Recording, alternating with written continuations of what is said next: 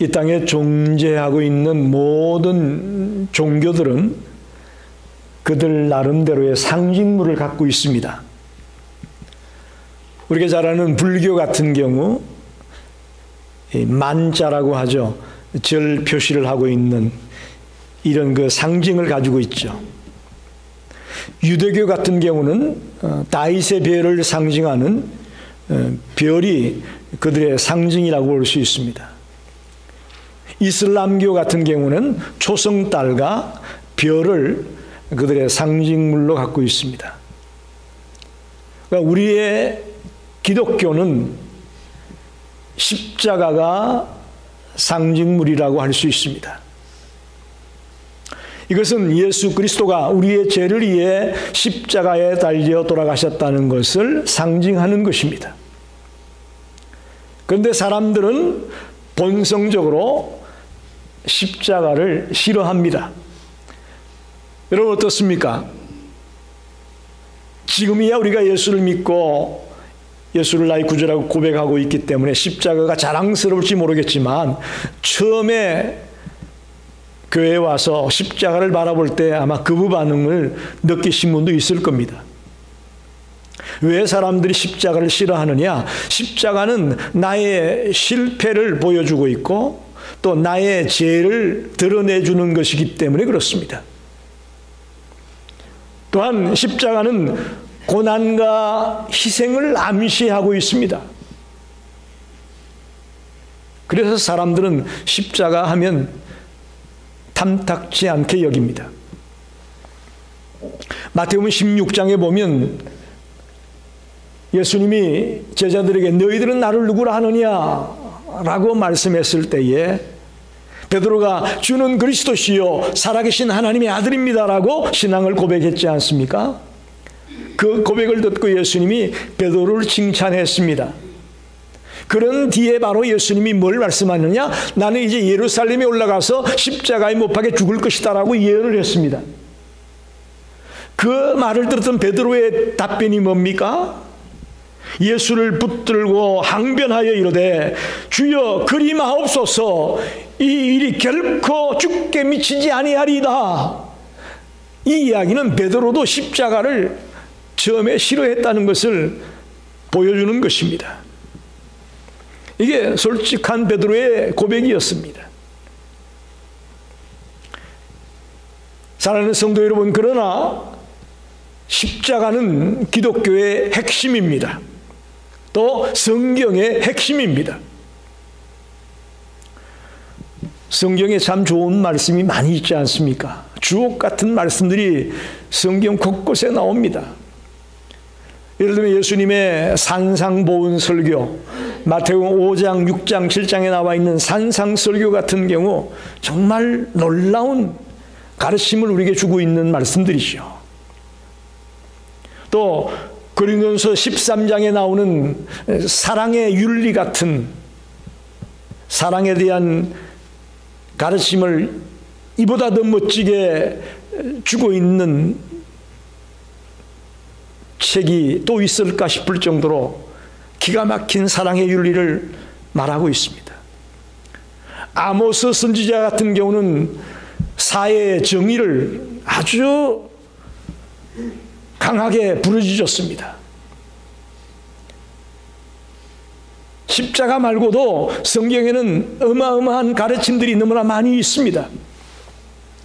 그러나 성경의 핵심은 그의 고귀한 가르침이나 사랑의 윤리나 사회의 정의나 이런 것보다도 예수 그리스도가 성경의 핵심입니다.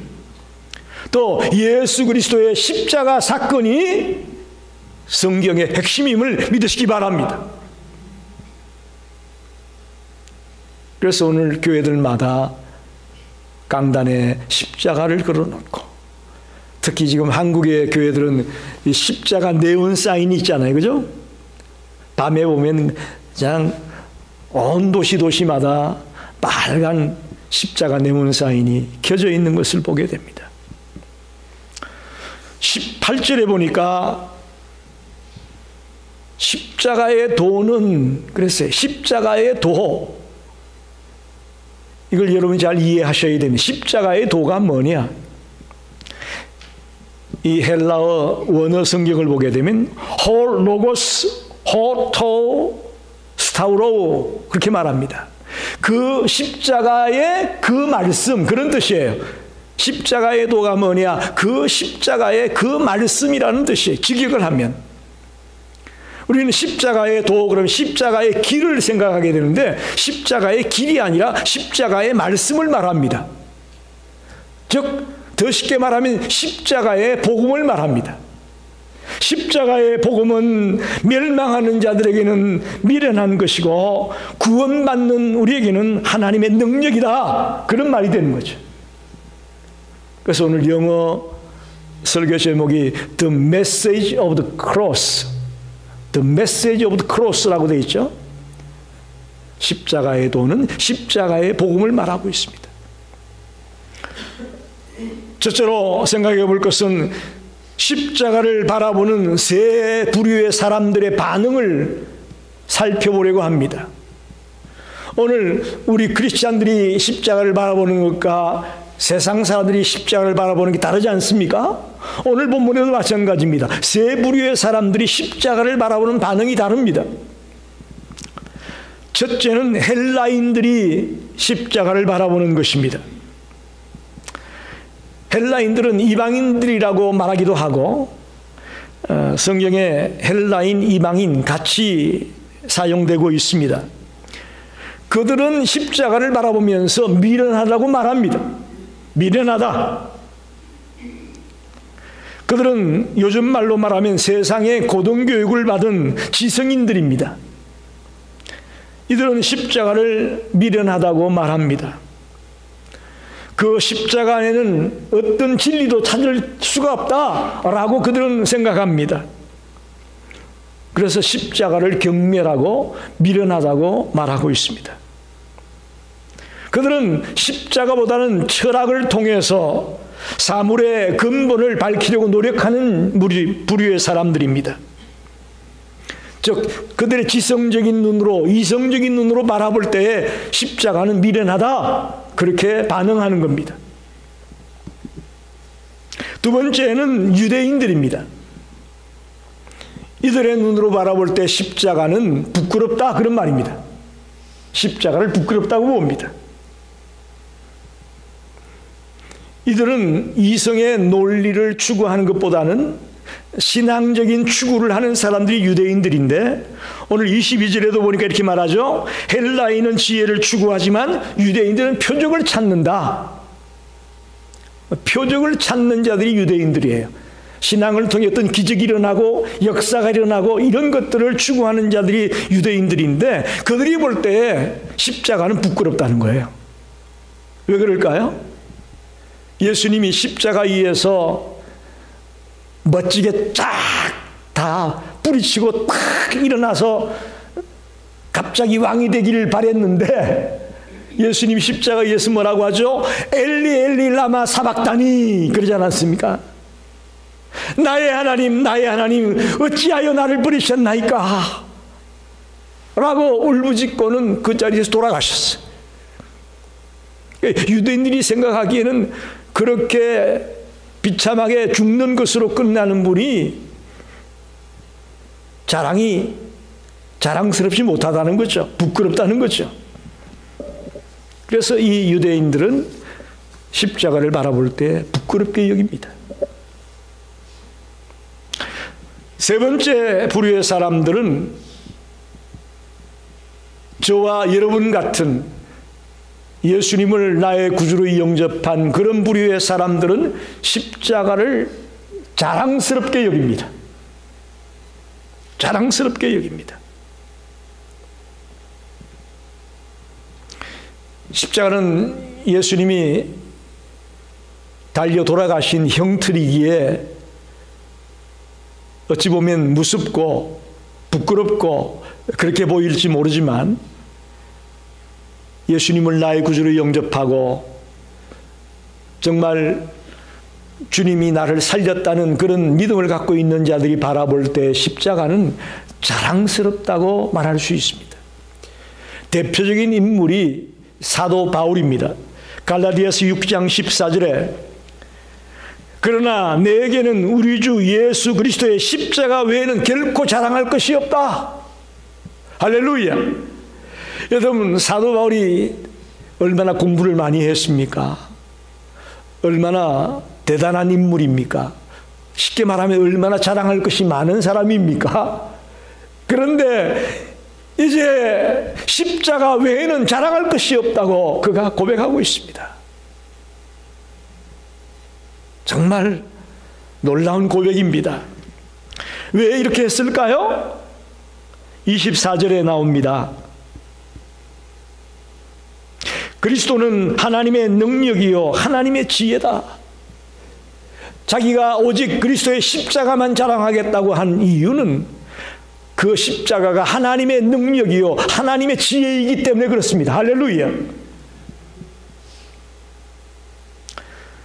우리는 헬라인이나 유대인들처럼 십자가를 미련하다고 하거나 부끄럽다고 하지 말고 바울처럼 십자가를 자랑스럽게 여기는 자가 되기를 간절히 원합니다. 그게 2023년 사순절을 보내면서 저와 여러분이 가져야 될 자세라고 봅니다. 십자가를 자랑스럽게 여깁시다. 그 속에는 하나님의 능력이 있고 하나님의 지혜가 있기 때문에 우리는 십자가를 자랑하는 삶을 살아갈 수밖에 없는 자입니다. 두 번째로 생각할 것은 십자가가 하나님의 지혜라는 겁니다. 하나님의 지혜. 오늘 18절에서 25절까지를 계속 읽어보면 지혜라는 말이 8번이나 나와 있습니다. 이 짧은 문단 속에 8번이나 지혜가 나와 있습니다. 하나님이 전지 만물을 창조하고 마지막 날 인간을 만드시고 얼마 지나지 않자 인간들이 죄를 짓게 되죠. 죄에 빠진 인생들을 보면서 하나님이 딜레마를 가질 수 있었다라고 봅니다. 왜 그러냐? 하나님의 속성이 여러 가지 있는데 그 중에 대표적인 속성이 공의의 하나님, 또 사랑의 하나님이거든요. 좀 상반된 속성을 갖고 있습니다. 하나님의 공의와 하나님의 사랑이라는 이 속성은 좀 상반된 면이 있습니다. 쉽게 말하면 무슨 말이냐? 하나님 속에 가지고 있는 공의라는 것은 죄 지은 인간을 어떻게 하겠다는 거예요? 심판하겠다는 거예요. 그게 하나님이 죄 지은 사람들을 대하는 한편의 마음가짐이죠. 또 하나는 하나님 속에 가지고 있는 하나님의 사랑의 속성은 그 죄 지은 인간들을 구원하기를 원하십니다. 그래서 이게 딜레마에 빠지는 거예요. 공의의 속성은 심판을 해야 되고 사랑의 속성은 구원을 해야 되고 어떻게 할 거냐? 이런 가운데 하나님이 가장 좋은 방법을 생각해 내십니다. 그게 뭘까요? 십자가입니다. 할렐루야. 그게 하나님의 지혜예요. 하나님의 공의도 충족시키고 하나님의 사랑도 충족시킬 수 있는 가장 좋은 묘책은 십자가였습니다. 십자가야말로 하나님의 공의도 100% 만족시키고 하나님의 사랑도 100% 만족시키는 유일한 방법이었음을 믿습니다.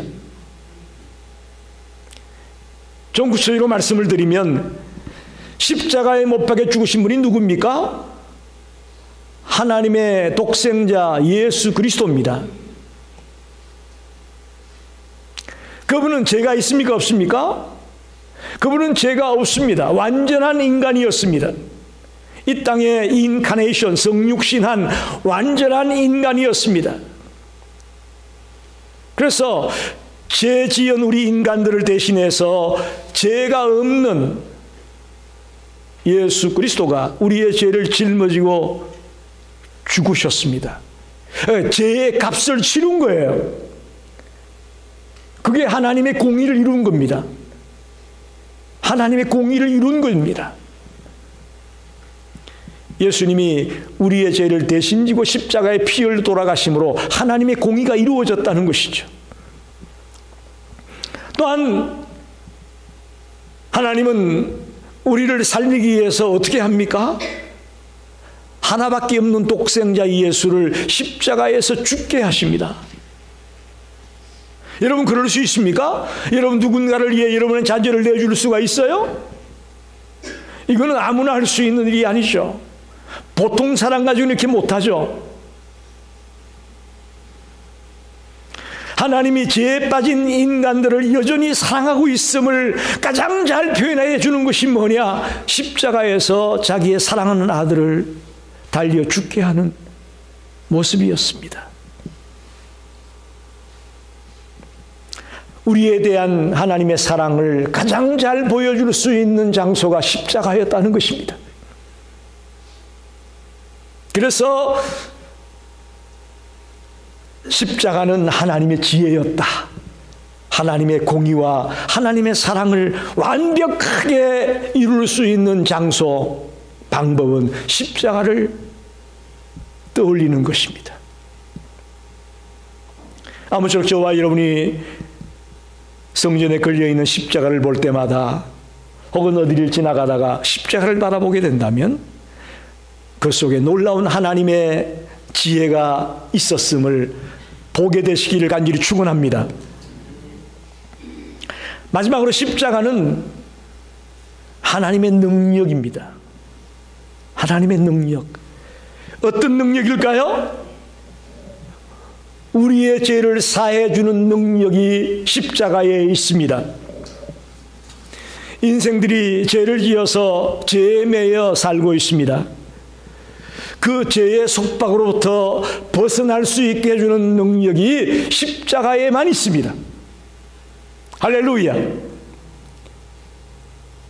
죄의 문제를 해결할 수 있는 방법이 세상적으로는 뭐 감옥에 가고 어떤 형벌을 받는 것일지 모르겠지만 우리 주님께서 말씀하고 있는 방법은 십자가입니다. 십자가의 보혈로 우리의 죄가 사함받는 그런 놀라운 능력이 있음을 말씀하고 있습니다. 그래서 18절에 십자가의 도가 멸망하는 자들에게 미련한 것이요 구원을 받는 우리에게는 하나님의 능력이다. 십자가가 하나님의 능력입니다. 나의 죄 문제를 해결해 주는 능력이 거기에서 나옵니다. 그래서 여러분 보고 제가 여러분 죄인입니까 의인입니까 물으면 여러분 뭐라고 대답을 해야 될까요? 우리는 의인이라고 고백해야 하는 거예요. 주님의 십자가 보혈로 죄인이었던 내가 의인이 된 것이죠. 그게 십자가의 능력 때문에 가능한 것입니다. 또한 십자가는 변화의 능력이 있습니다. 변화의 능력이 있습니다. 정말로 십자가를 만난 사람은 변화가 일어납니다. 고린도서 5장 14절 15절 말씀을 읽어보겠습니다. 그리스도의 사랑이 우리를 강건하시는도다.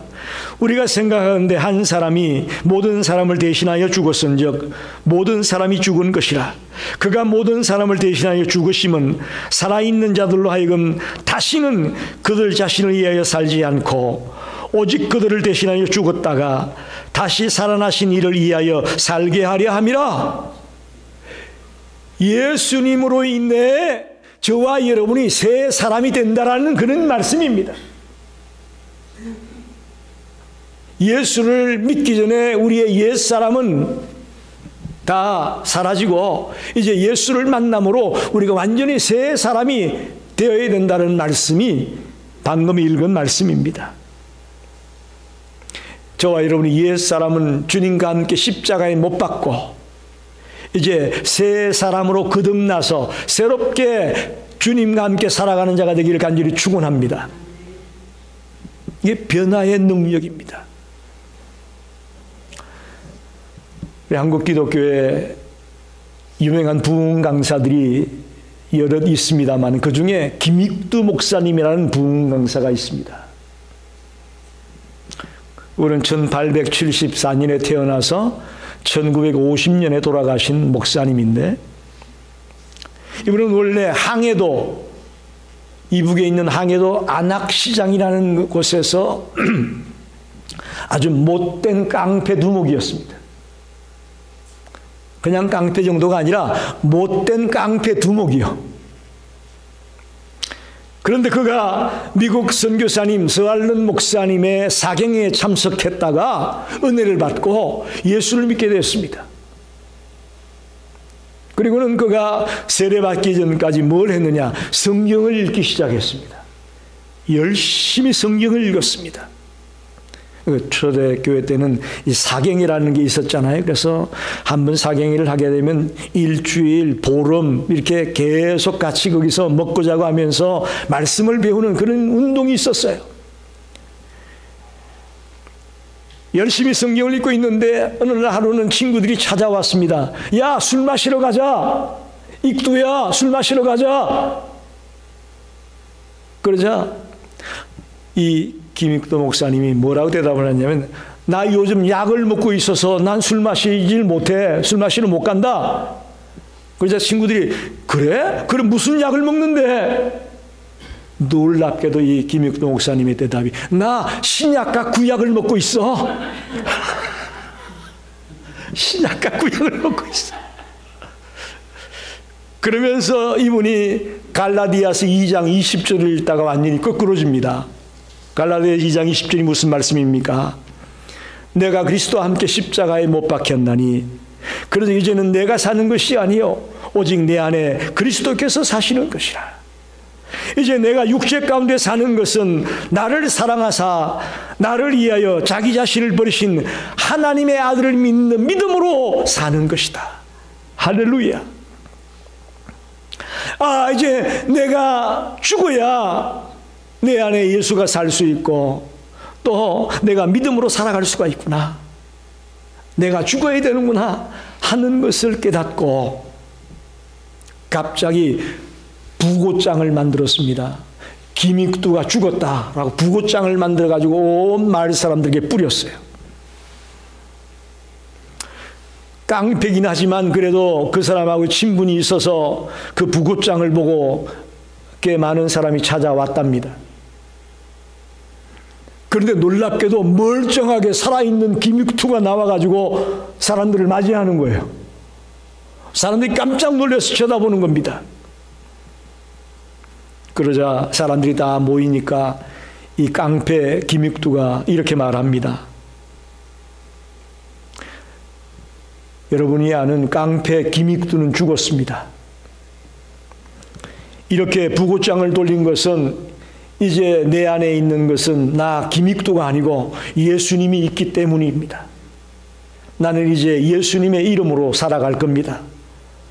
라고 강력한 메시지를 던졌습니다. 이 말씀을 들은 부고장을 들고 찾아왔던 많은 무리들이 그 김익두 목사님의 말을 듣고 회개하고 거듭나는 그런 역사가 일어났다는 사건입니다.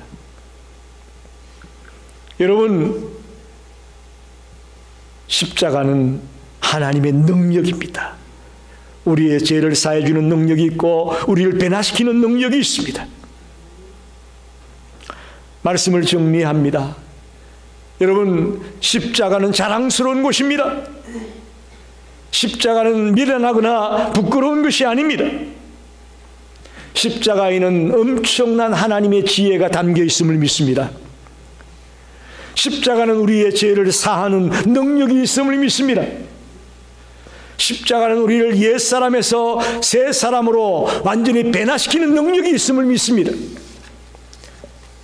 저도 그렇고 여러분도 그렇고 만약에 십자가를 제대로 만나지 못했다면 그저 쓸모없는 인간으로 살다가 끝났을지도 모르지 않습니까? 그런 우리가 십자가를 만나고 그리스도를 만나게 되면서 하루를 살더라도 가치 있는 삶을 살다가 가는 인생으로 바뀌게 된 줄 믿습니다. 십자가가 여러분을 변화시켰고 저를 변화시켰다고 저는 믿습니다. 이제 우리는 우리 주변에 있는 많은 사람들에게 이 십자가의 복음을 전해야 됩니다. 오늘 본문 1장 21절에 보면 이런 말씀이 있죠. 하나님의 지혜에 있어서는 이 세상이 자기 지혜로 하나님을 알지 못하므로 하나님께서 전도에 미련한 것으로 믿는 자들을 구원하시기를 기뻐하시는도다. 여러분, 전도가 미련해 보이지만 이것이 하나님의 지혜입니다. 할렐루야. 전도를 통해 십자가의 복음을 전해야 된다는 것을 말하고 있습니다. 우리 주변에 헬라인들처럼 기성이라고 하는 사람들 있습니다. 그들에게도 전도에 미련한 것으로 우리는 십자가의 복음을 전해야 됩니다. 또 유대인들처럼 영적인 체험, 신비한 체험만을 갈구하고 있는 사람들, 그들에게도 전도의 방법을 통해 십자가의 복음을 전거할 때에 그들이 주님께로 돌아오는 역사가 일어날 것을 믿습니다.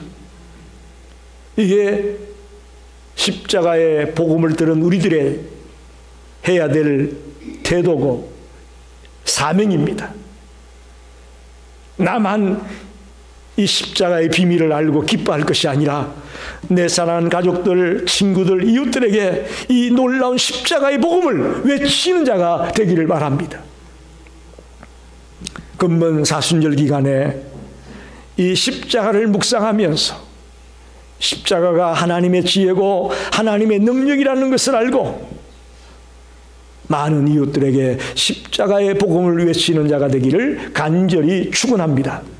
기도하겠습니다.